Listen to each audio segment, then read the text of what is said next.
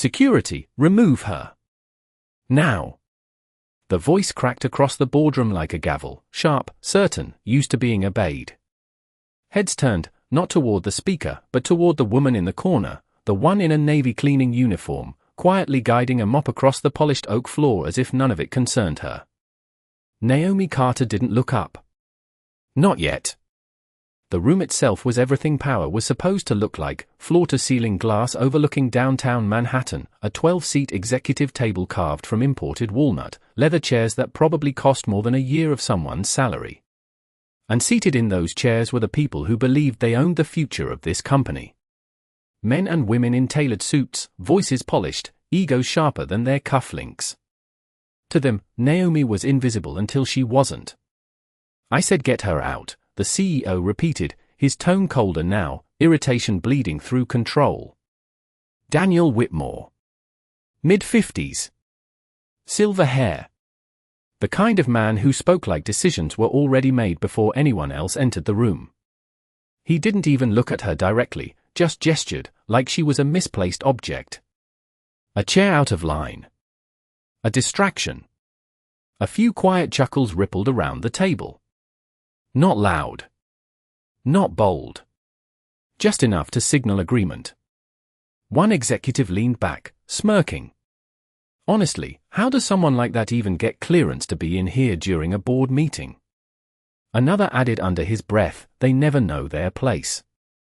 Naomi's hands moved steadily, the mop gliding in slow, controlled strokes. No hesitation. No reaction. Just silence. But it wasn't empty silence. It was measured. Intentional. The kind that made people uncomfortable without them understanding why. She adjusted the bucket slightly, the wheels clicking softly against the hardwood, too loud in a room that had suddenly grown tense. Someone shifted in their seat. Another checked their watch. The CEO exhaled sharply. Facilities should know better. This is a closed session. Still, Naomi didn't look up. Didn't rush. Didn't apologize. She simply moved to the next section of floor, as if the authority in the room didn't register. And that, if more than anything, started to bother them. At the far end of the table, a young intern named Tyler Brooks hesitated, eyes narrowing as he studied her face. Something about her felt familiar. Not in the way you recognize a coworker. Something deeper. Like a name you almost remember but can't place. He leaned forward slightly. Wait, he started, but the words caught in his throat as a senior manager cut him off with a sharp glance. Not now. Tyler sat back, unsure, but the feeling didn't leave. Back near the windows, Naomi paused for the briefest second. Her eyes flicked to the reflection in the glass, not at herself, but at the room behind her. Every face. Every expression. Logged. Measured. Understood. Then her phone vibrated. Once. Subtle. Almost silent. She didn't reach for it immediately. She let it sit there in her pocket, like she had all the time in the world. Because she did. The CEO stood now, irritation turning into something closer to authority asserted. If no one here is going to handle this, I will. He stepped forward, closing the distance between power and what he assumed was powerlessness. You, he said, finally looking directly at her? Out. Now. Naomi slowly lifted her head. Just enough. Her expression calm. Unreadable. Not defensive. Not afraid. Just present. And for a split second, so brief it almost didn't exist, the room shifted. Not loudly. Not visibly. But something cracked beneath the surface. Because the woman they thought they were dismissing wasn't reacting like someone who needed permission to be there.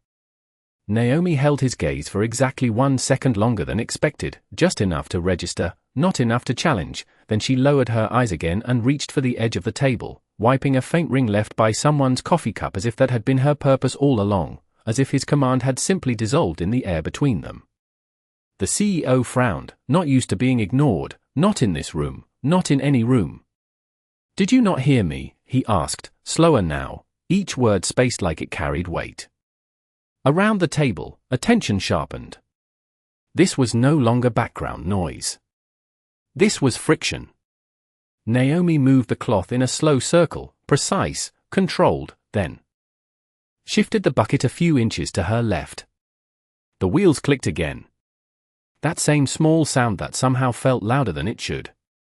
One executive leaned forward, elbows on the table. "This is ridiculous," she said, her voice tight with impatience. "We have investors dialing in from California in 10 minutes and we are still dealing with this." Another chimed in, "Facilities should be held accountable for this kind of disruption." The word disruption lingered, as if her presence alone had altered the order of things. Naomi finally straightened, not fully, just enough to reach into her cart and replace the cloth with a fresh one. Her movements were deliberate, almost surgical. No wasted motion. No apology. Tyler felt it again, stronger this time, that sense that something was not adding up. He glanced toward the door, half expecting someone to rush in and fix the situation, to explain it, to restore whatever balance had been thrown off. But no one came. Instead, the room seemed to lean further into the discomfort. The CEO stepped closer now, close enough to see the faint reflection of himself in the polished surface she had just cleaned. "You are in a restricted meeting," he said, lowering his voice as if that made it more controlled. "You do not belong here." The sentence landed differently this time. Not louder. Not harsher. But heavier. Naomi paused again, her hand resting lightly on the edge of the table. For a brief moment, the room stilled. Completely. Even the city beyond the glass seemed quieter. Then she reached into her pocket and pulled out her phone. The movement was small, almost casual, but it shifted something instantly. A few heads turned. One executive let out a soft, incredulous laugh. "Now she is texting." Naomi did not respond. She unlocked the screen, glanced at a single notification, then typed something quickly. No hesitation. No visible emotion. Just action. Tyler leaned forward again, unable to stop himself this time. "Sir," he said, directing it toward the CEO, his voice careful, "maybe we should just let her finish and then we can continue." The CEO did not even look at him. "This is not a suggestion," he replied flatly. "This is a standard." Naomi slipped the phone back into her pocket. Then, for the first time, she turned slightly, not toward the CEO, but toward the center of the room. Her eyes moved across the table, one face at a time, as if memorizing them. Measuring them. Not judging. Not reacting. Just recording. And that quiet observation unsettled them more than any argument could have. Because there was no defensiveness in it. No submission either. Just clarity. Somewhere in the distance, faint but unmistakable, the soft chime of the elevator on the executive floor echoed through the hallway outside. No one inside the room acknowledged it yet. But Naomi heard it. And she knew exactly what it meant. The soft chime from the hallway did not repeat, but it lingered in the air like a signal only one person in the room understood. Naomi resumed moving, guiding the mop along the edge of the table with steady precision, but the energy had shifted now, subtle but undeniable, like pressure building beneath a sealed surface.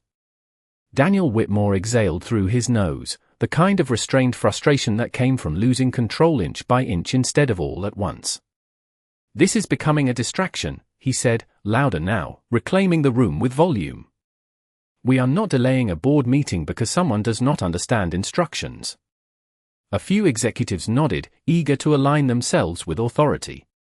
One of them, a senior vice president named Caroline Hayes, leaned forward and deliberately nudged her half-empty glass of sparkling water just enough for it to tip, the liquid spilling across the polished wood and dripping toward the floor Naomi had just cleaned. "Now you actually have something to do," she said, not bothering to hide the edge in her voice. A couple of people laughed, sharper this time, more comfortable now that the line had been crossed. Naomi did not react immediately. She watched the water spread for a second, then reached for a towel and knelt slightly to contain it, her movement still controlled, still quiet. But this time, something about the silence felt different. Not passive. Not absorbing. Calculating. Tyler shifted in his seat again, his discomfort no longer something he could ignore. He glanced at Naomi, then at the executives, then back again, like he was watching two completely different realities collide in the same space. "This is not right," he murmured, barely audible, but the word still existed. Caroline heard it. Her eyes snapped toward him. "Excuse me." Tyler straightened, caught between instinct and consequence. "I just mean, maybe we are overreacting," he said, choosing his words carefully. "She is just doing her job." Caroline let out a short, humorless laugh. "Exactly. And her job is not in here." Daniel stepped in again, his patience thinning. "Enough," he said, his voice cutting across the room. "I will handle this." He took another step closer to Naomi, now standing just a few feet away. "You have been asked to leave multiple times," he said, slower, firmer. "If you cannot follow a basic directive, we will have security escort you out." The word security hung in the air, heavier than the others. A line drawn. Naomi finished wiping the last of the water, then rose to her full height for the first time. Not rushed. Not dramatic. Just complete. She placed the towel back into the cart, adjusted the handle slightly, and turned to face him fully now. The room seemed to tighten around that moment. Every eye locked in. Every breath held just a fraction longer than normal. She did not speak. Not yet. Her gaze moved past Daniel for a split second, toward the glass doors at the far end of the room. Footsteps were approaching now. Measured. Multiple. The kind of footsteps that did not rush because they did not need to. Daniel noticed the shift in her attention and followed it briefly, but the doors were still closed. "Do not look past me," he said, misreading the moment entirely. "This conversation is with me." Naomi's expression did not change, but there was something new in her eyes now. Not defiance. Not anger. Finality. Behind the glass, silhouettes began to form, indistinct but unmistakably there. And suddenly, the room that had felt so controlled, so certain of itself, began to feel like it was waiting for something it could not yet see. The silhouettes behind the glass sharpened into figures, and four. The first time since the confrontation began, the room's confidence faltered in a way no one could disguise. Naomi stood still, her posture straight, her hands resting lightly at her sides, no longer holding the tools that had defined how they saw her just moments ago. Daniel Whitmore followed her line of sight again, this time longer, his expression tightening as the door handle shifted slightly from the outside. "We are not expecting anyone," he said, more to himself than to the room, but the certainty in his voice had thinned. Caroline crossed her arms, trying to reclaim control with posture alone. "Probably facilities," she muttered, though even she did not sound convinced. Tyler felt it before anyone said it, that quiet shift when power begins to move without announcing itself. His eyes went from Naomi to the door, then back again, and this time he did not look confused. He looked like he was starting to understand. The handle turned. Slow. Deliberate. The door opened just enough to break the seal of the room, and with it came a different kind of silence, heavier, more intentional. 3 individuals stepped in, all dressed in dark suits, their presence composed, their pace unhurried. They did not speak. They did not ask for permission. They simply entered as if the room had always belonged to them. Behind them, a 4th figure paused at the threshold, scanning the room once, eyes landing on Naomi for a fraction of a second before giving a subtle nod. Daniel straightened, instinctively adjusting his jacket. "Excuse me," he said, stepping forward, trying to re-establish control. "This is a private executive session." The lead figure did not respond to him. Instead, he turned slightly toward Naomi, his tone measured, respectful. "Everything is in place." The word hung in the air like a dropped weight. Not to Caroline. Not to Daniel. To her. A ripple moved through the room, subtle but unmistakable. Caroline's arms loosened. Tyler's breath caught. Daniel's expression shifted, just slightly, as if a piece of information had entered his mind that did not fit with anything he had believed moments before. Naomi inclined her head just enough to acknowledge the statement, then took a single step forward, away from the cart, away from the role they had assigned her. The distance was small, but the impact was immediate. It was no longer the movement of someone being directed. It was the movement of someone deciding. She reached down and removed the thin cleaning gloves from her hands, one finger at a time, the sound of the material stretching faint but sharp in the silence. No one spoke. No one laughed. No one moved to stop her. Because something had already shifted, and they could feel it even if they could not yet explain it. Daniel opened his mouth, but no words came out at first. When they did, they were quieter, less certain. "What is this?" he asked, not demanding any more, but searching. Naomi did not answer him. Not yet. Instead, she let her gaze move across the room again, slower this time, meeting each pair of eyes fully. Not as someone being evaluated. As someone who had already reached a conclusion.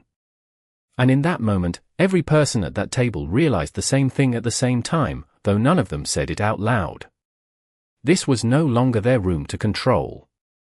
The words still echoed in their minds even after the man stopped speaking.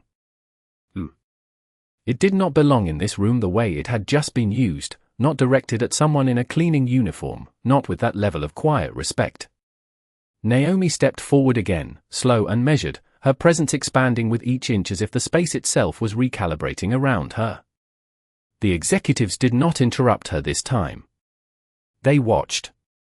Because something in the rhythm of the moment told them interruption would only make it worse. Daniel Whitmore's jaw tightened, his confidence not gone but shifting, trying to find ground that no longer felt stable. "I am going to ask one more time," he said, though his voice had lost its earlier edge. "What is going on here?" Naomi stopped at the head of the table. Not the side. Not the corner. The head. The seat that had always belonged to him. She did not sit. She simply rested her hand lightly on the back of the chair, her fingers still, controlled, as if claiming it did not require an announcement. No one moved to stop her. No one told her she was in the wrong place. Because now, for the first time, they were not sure what the right place was anymore. Her eyes lifted, meeting Daniel's directly, and for a brief second, the room held its breath again. Then she spoke. "You said I do not belong here," she began, her voice calm, even, carrying without effort. No raised tone. No strain. Just clarity. The sentence landed heavier than any shout could have. Daniel did not respond immediately. He was searching, replaying everything that had just happened, trying to reconcile the woman in front of him with the assumptions he had made minutes ago. Naomi continued, her gaze moving slowly across the table. "You questioned my presence. You dismissed me. You assigned value based on what you saw." Each phrase was precise. Measured. Not emotional. Documented. Caroline shifted in her seat, her earlier confidence now replaced with something closer to unease. "This is not appropriate," she said, though her voice lacked conviction. "If this is some kind of test," Naomi raised her hand slightly. Not aggressive. Just enough to stop the sentence from finishing. And it worked. Instantly.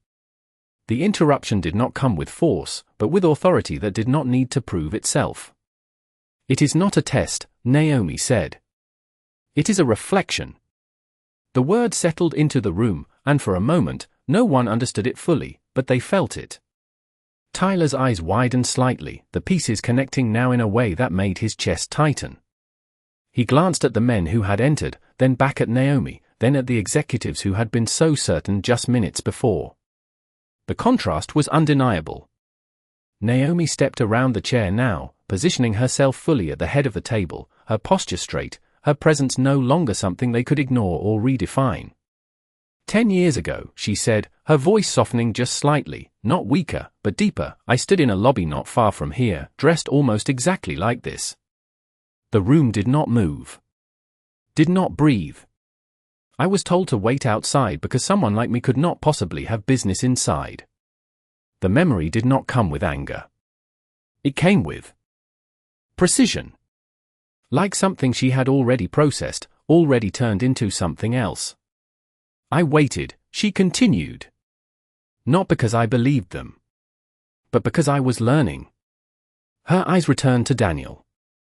Learning how quickly people reveal themselves when they think you are beneath them. The silence that followed was heavier than anything before it. Not confusion anymore.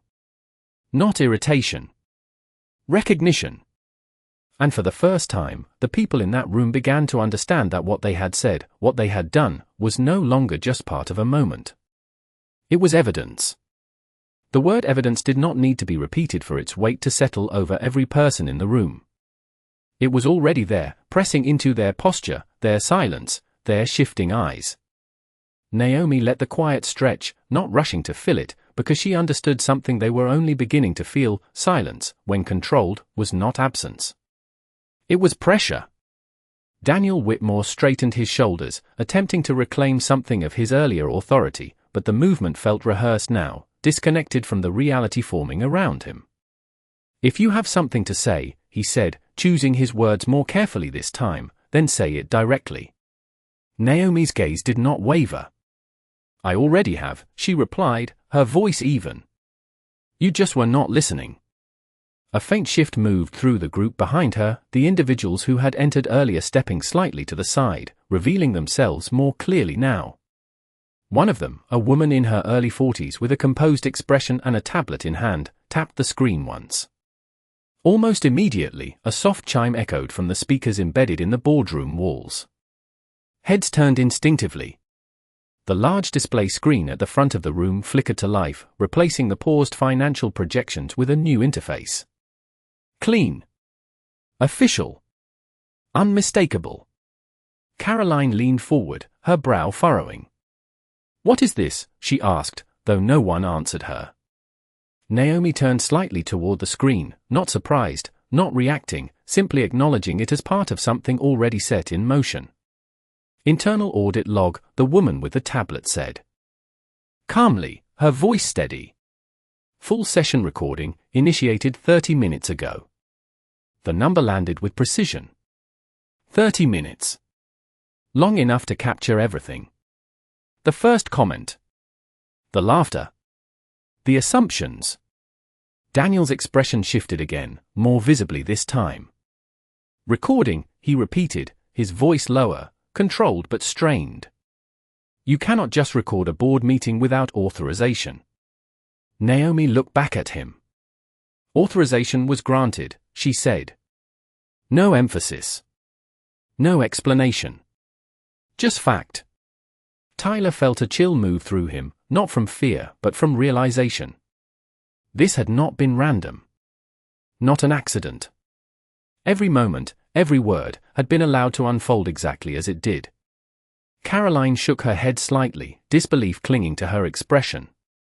This is completely inappropriate, she said. If this is some kind of internal review, there are procedures, Naomi interrupted, her tone still calm but firmer now. And you are currently in one. The room stilled again. Not tense this time. Heavy. Because now, the rules they thought they understood were no longer protecting them. The screen shifted, displaying a timeline. Timestamps. Audio markers. Each one corresponding to a moment that had just happened. You do not belong here. Highlighted. Tagged. Logged. No commentary needed. Just the words themselves, preserved exactly as they were spoken. Daniel looked at the screen, then back at Naomi, and for the first time, something close to uncertainty replaced his authority. Who exactly are you? He asked, the question no longer rhetorical, no longer dismissive. It was real now. Necessary. Naomi held his gaze for a moment longer, letting the question settle into the space between them, letting them feel the weight of not knowing. Then she took a slow breath, not to steady herself, but to mark the shift that was about to happen. Because everything up until now had only been the setup. And what came next would not be subtle. It would not be quiet. It would be final. The question hung in the air longer than anyone expected, not because it was complicated, but because of what it implied. For the first time since this began, Daniel Whitmore was not speaking from authority. He was asking for clarity. And in this room, that shift was everything. Naomi did not answer immediately. She let the silence stretch just enough for discomfort to settle deeper, just enough for every person at that table to feel the weight of needing her response. Then she moved. One step forward.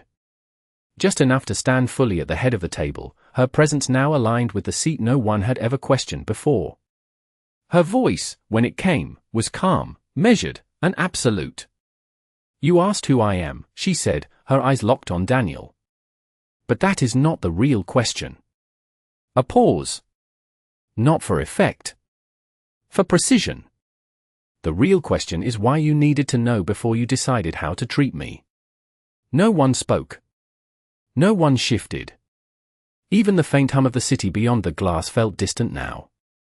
Naomi's gaze moved across the table, meeting each person fully, not skipping anyone, not softening for anyone. "You saw a uniform," she continued. "You saw a role.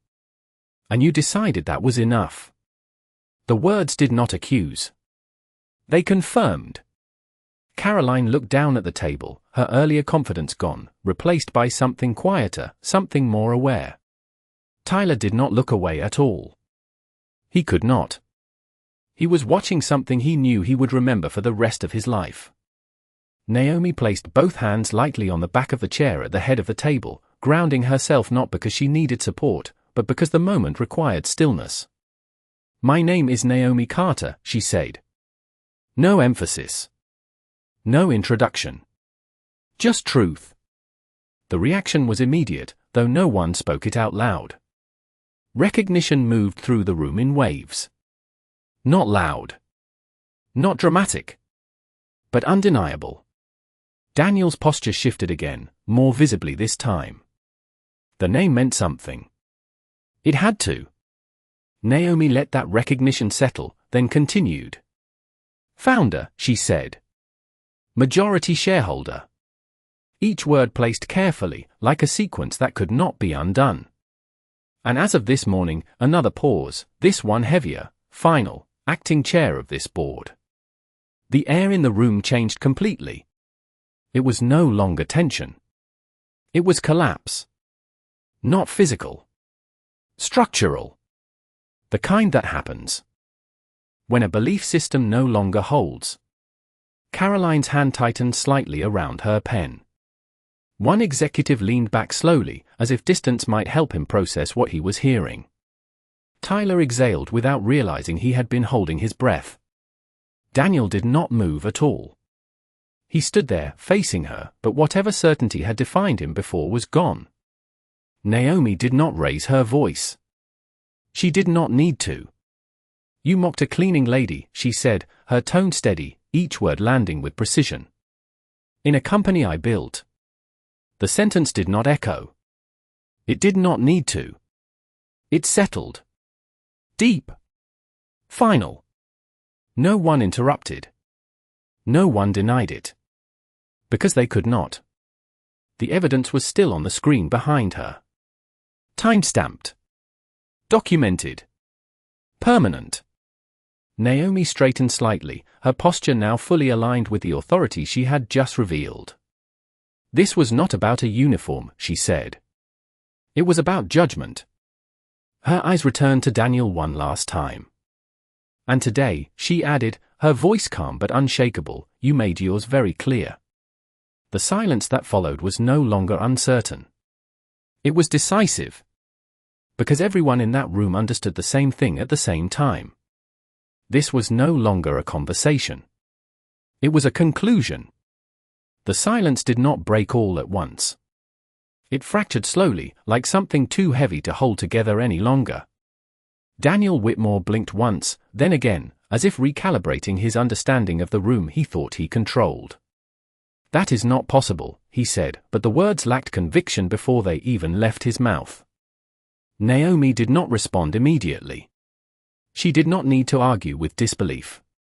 The screen behind her still displayed every word they had spoken, time-stamped, undeniable, and now anchored to a name they could not dismiss. The woman with the tablet stepped forward slightly. "Board authorization has been verified," she said, her tone neutral, procedural. "Effective immediately, executive review protocol has been activated." The phrase landed like a switch being flipped. Not loud.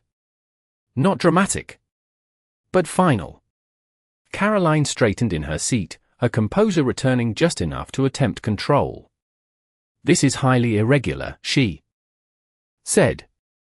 "You cannot initiate removal based on a single interaction." Naomi turned her head slightly, acknowledging her without shifting her stance. "It was not a single interaction," she replied. "It was a pattern revealed in minutes." Caroline opened her mouth to respond, then stopped.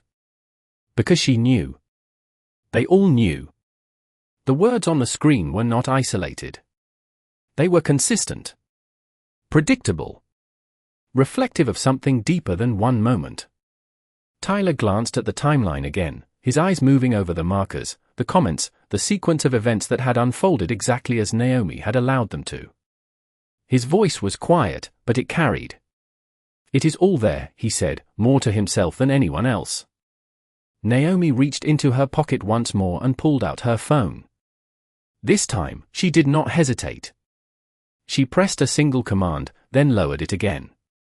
A soft chime echoed through the room, different from before. More official.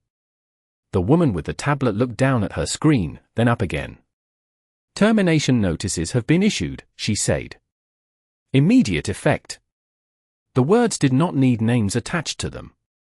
Everyone understood who they applied to. Daniel stood completely still, his expression no longer controlled, no longer certain.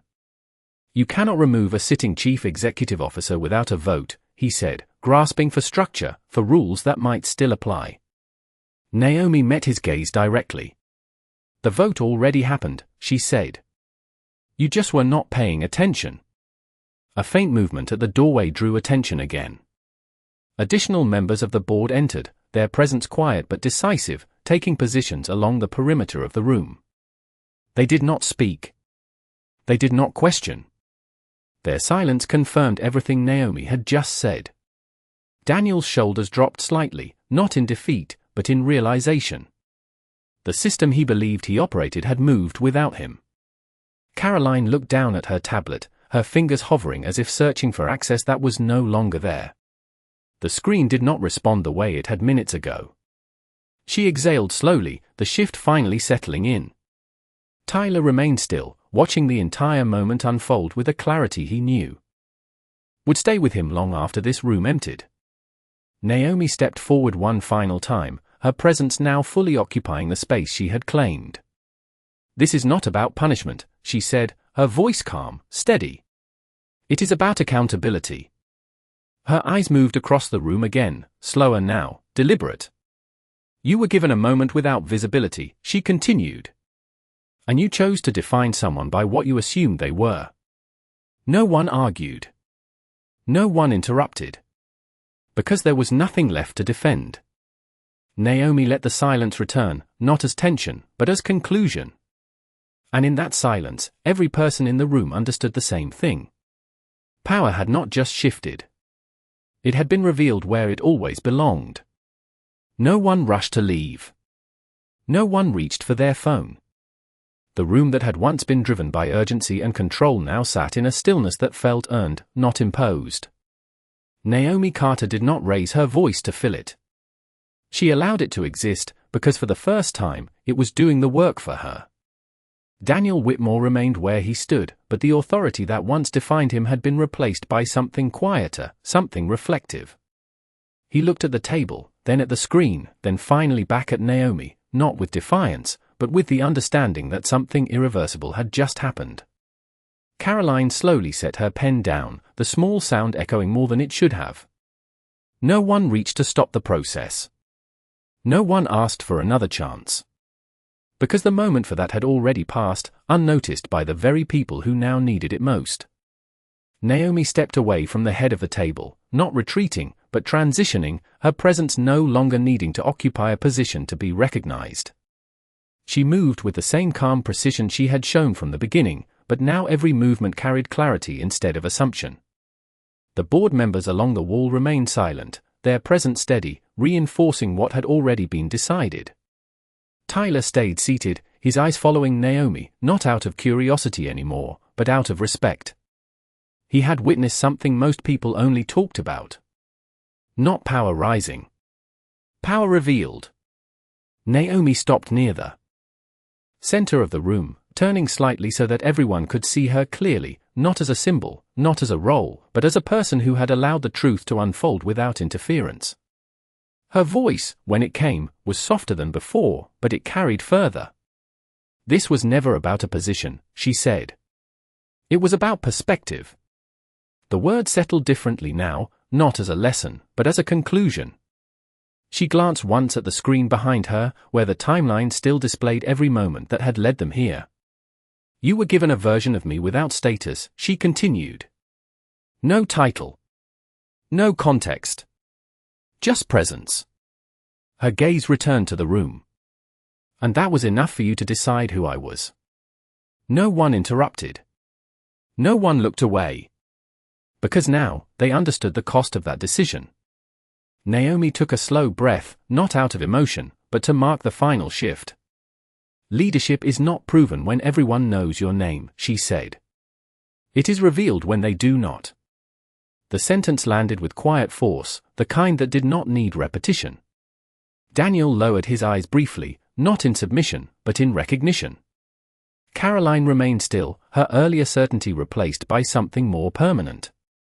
Tyler leaned back slightly, absorbing every word, knowing he would carry this moment far beyond this room.